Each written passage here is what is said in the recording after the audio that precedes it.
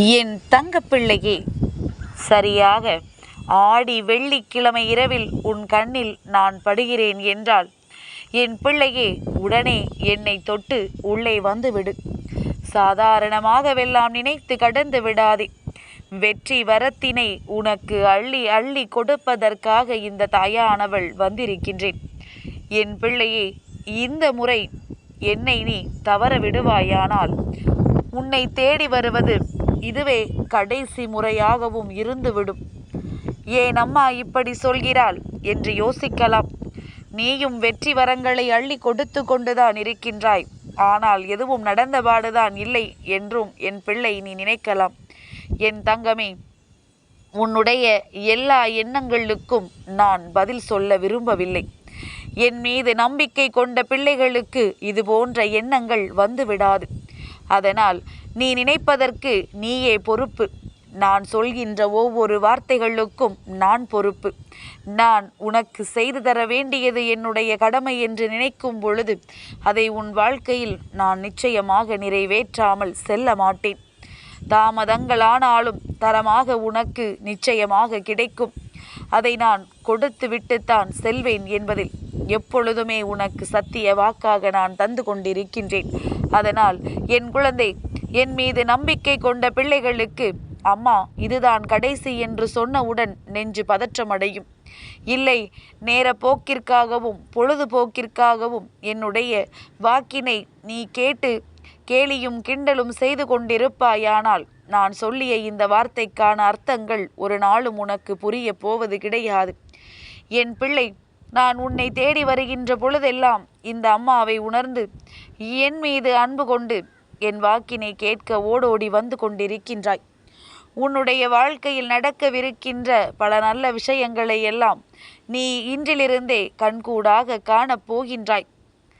நீ பட்டது சரியாக வெள்ளிக்கிழமை இரவில் இந்த தாயானவள் என்னுடைய கண்களில். அப்படியானால் இந்த நாளில் உன் வாழ்க்கையில் நான் நடத்த வேண்டிய அற்புதங்கள் இன்னும் ஏராளம். நான் உன்னை நல்ல நிலைக்கு அழைத்து செல்ல வேண்டும் என்கின்ற ஆவலில்தான் இத்தனை நேரமும் உன்னோடு பேசிக்கொண்டிருக்கின்றேன். ஏன் அம்மாவிற்கு வேறு வேலை இல்லையா? உன்னோடு பேசிக்கொண்டிருப்பதுதான் என்னுடைய வேலையா? இதையெல்லாம் என்றாவது நீ சிந்தித்திருக்கின்றாயா? எதற்காக நம் தாயானவள் நம்மை மீண்டும் மீண்டும் தேடி வந்து அவள் வாக்கினை கேட்க வைக்கிறாள் என்பதனை நீ புரிந்து கொள்ள வேண்டாமா? இனிமேலாவது உன் வாழ்க்கையில் இருக்கின்ற ஒவ்வொரு விஷயங்களையும் நீ சரியாக புரிந்து கொள்ள தொடங்கு. எல்லாவற்றையுமே விளையாட்டுத்தனமாக எடுத்து கொண்டால் இந்த வாழ்க்கையும் உன்னோடு விளையாடி விட்டு சென்றுவிடும் என்பதனை முதலில் நீ புரிந்து கொள்ள வேண்டும். தீய சக்திகள் இருக்கிறது என்று பயப்படுகின்ற நீ நல்ல சக்தி இருக்கிறது என்று ஏன் நம்பிக்கை கொள்ளாமல் நிற்கின்றாய்? என் பிள்ளையே, எப்பொழுது நல்ல சக்தி, தெய்வ சக்தி உன்னோடு இருக்கிறது என்பதனை நம்புகின்றாயோ அப்பொழுதுதான் உன் வாழ்க்கையில் தெய்வங்கள் நடத்துகின்ற ஒவ்வொரு நல்ல விஷயங்களும் உனக்கு தெரிய வரும். நீயாகவே ஏதாவது கற்பனை செய்து கொண்டு நமக்கு தெய்வத்தின் துணை இல்லை என்று சொல்லிக் கொண்டிருந்தால் அதற்கு நான் ஒரு நாளும் பொறுப்பேற்று கொள்ள முடியாது என்பதனையும் நீ புரிந்து கொள்ள வேண்டும். என் பிள்ளைக்கு ஒவ்வொரு முறையும் ஆணித்தரமாக இந்த வராகி எடுத்து சொல்லிக் கொண்டிருக்கின்றேன். நான் உரக்க கத்திக்கொண்டிருக்கின்றேன். நான் இருக்கின்றேன் உன் வாழ்க்கையில் உனக்கான அத்தனையையும் செய்து கொடுப்பதற்கு என்று. உனக்கு கஷ்டம் என்ற ஒன்று வந்தால் நான் நிச்சயமாக உன்னை தேடி வந்து உன்னை அந்த கஷ்டத்திலிருந்து மீட்டு கொண்டு வருவேன் என்று நான் சொல்லி இருக்கின்றேன். என் வாக்கில் மீது இனிமேலாவது என் பிள்ளை நீ நம்பிக்கை வைக்க வேண்டும். நீ என் மீது நம்பிக்கை வைத்து கேட்டால் மட்டும்தான் இனி உனக்கு நல்லது நடக்கும். எல்லா விஷயங்களும் நீ எடுக்கின்ற தவறான முடிவுகளால் சில நேரங்களில் பல கஷ்டங்களை உனக்கு கொடுத்து விடுகின்றது. எனக்கு எல்லாம் தெரியும் என்று சொல்வதை முதலில் நிறுத்திவிட்டு என் தாயானவள் எனக்கு சொல்கின்ற எல்லா வார்த்தைகளையும் நான் பின்பற்றுவேன் என்று சொல்லி நீ நடக்க தொடங்கு. இனி எல்லாம் உனக்கு வெற்றி மயம்தான். உன் மனதில் இருக்கின்ற தேவையற்ற எண்ணங்கள் எல்லாம் இனி உன்னுடைய வாழ்க்கையில் நீங்கி உனக்கான மனநிறைவான விஷயங்கள் எல்லாம் இனி உன்னை தொடர்ந்து வந்து கொண்டே இருக்கும்.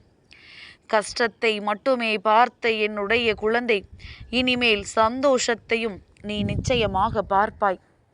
எப்பொழுது எல்லாம் வேதனைகள் உனக்கு வந்ததோ, எப்பொழுது எல்லாம் உனக்கு கஷ்டங்கள் வந்ததோ, அப்பொழுது எல்லாம் நீ இந்த வாழ்க்கையை பற்றி சிந்திக்க தொடங்கி இருக்கின்றாய். அதற்கு முன்பு எதை பற்றிய கவலையும் உனக்கு இல்லை. நடப்பது நடக்கட்டும், வருவது வரட்டும் என்றுதானே இருந்து கொண்டிருந்தாய்.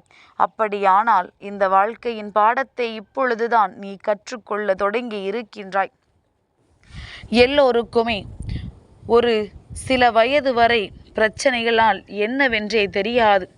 ஏனென்றால் பெற்றோர்கள் அதை சமாளித்து பிள்ளைகளை வளர்த்து வருவார்கள். எப்பொழுது தான் பெற்றோர்களாக மாறுகின்றோமோ அப்பொழுதுதான் உண்மையில் பொறுப்பு என்றால் என்ன, வாழ்க்கையை எப்படி இனிமேல் நகர்த்தப் போகிறோம் என்கின்ற பயம் உனக்கு வரும். அப்படி அந்த பயம் உனக்குள் வருகின்ற அந்த நேரம்தான் இந்த வாழ்க்கையை பற்றியே நீ சிந்திக்கவே தொடங்குவாய். இந்த வாழ்க்கையில் என்ன இருக்கிறது என்று அதன் பிறகுதான் நீ யோசிக்க தொடங்குவாய். அப்படி நீ யோசிக்கின்ற நேரம் உனக்கு கஷ்டங்கள் வரும் பொழுது தெய்வத்தின் துணையை நீ நாடுவாய். இதுதான் உண்மையாகவே எல்லோருக்கும் வாழ்க்கையில் நடக்கின்ற விஷயங்கள். அதற்கு முன்னால் உனக்கு தெய்வத்தின் மீது நம்பிக்கை கூட இல்லாமல் இருக்கலாம். ஆனால் கஷ்டம் என்ற ஒன்று வந்துவிட்ட பிறகுதான் தெய்வத்தின் மீது உனக்கு நம்பிக்கை வரும். தெய்வம் என்ற ஒன்று இருக்கின்றது என்கின்ற எண்ணமே அப்பொழுதுதான் வரும். நாம் தெய்வத்திடம் முறையிடுவோம், நிச்சயமாக நம்முடைய வேண்டுதல்கள் எல்லாம் நடக்கும் என்கின்ற நம்பிக்கை வரும். ஒரு விஷயம் நல்லபடியாக நடந்துவிட்டது என்றால் அந்த நம்பிக்கை தொடர்ந்து கொண்டே இருக்கும். இல்லாது போய் கஷ்டம் வந்துவிட்டது என்றால் தெய்வம் இல்லை என்று சொல்கின்ற மனநிலை வந்துவிடும். அப்படித்தானே என் பிள்ளை, ஒவ்வொரு நேரமும் ஒவ்வொரு விதமான மனநிலையோடு நீ இருந்து கொண்டிருக்கின்றாய்.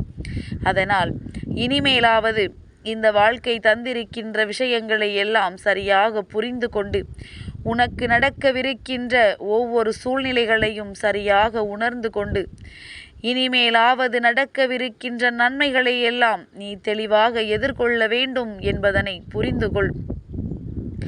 யாருக்கும் எந்த ஒரு பதிலும் உன்னிடத்தில் இருந்து தேவையில்லை. யாரிடத்திலும் ஒருபொழுதும் நீ கேள்விகளும் கேட்காதே. எதுவாக இருந்தாலும் நாம் தான் சமாளிக்க வேண்டும் என்கின்ற எண்ணத்தோடு என் பிள்ளை நீ இருந்து விட்டால் போதும். வருகின்ற ஒவ்வொரு விஷயங்களும் உனக்கு நன்மைகளாகத்தான் மாறும் என்பதனை நீ புரிந்து கொள்வாய். என் பிள்ளையே, நீ எப்பொழுதும் இந்த தாயானவள் என்னை நேரில் காண வேண்டும் என்று ஆசைப்படுகின்றாயல்லவா? இந்த அம்மாவை ஒரு முறையாவது கண்டுவிட்டால் நம் மனதிற்குள் தெம்பு பிறக்கும் என்று நீ நினைக்கின்றாயல்லவா?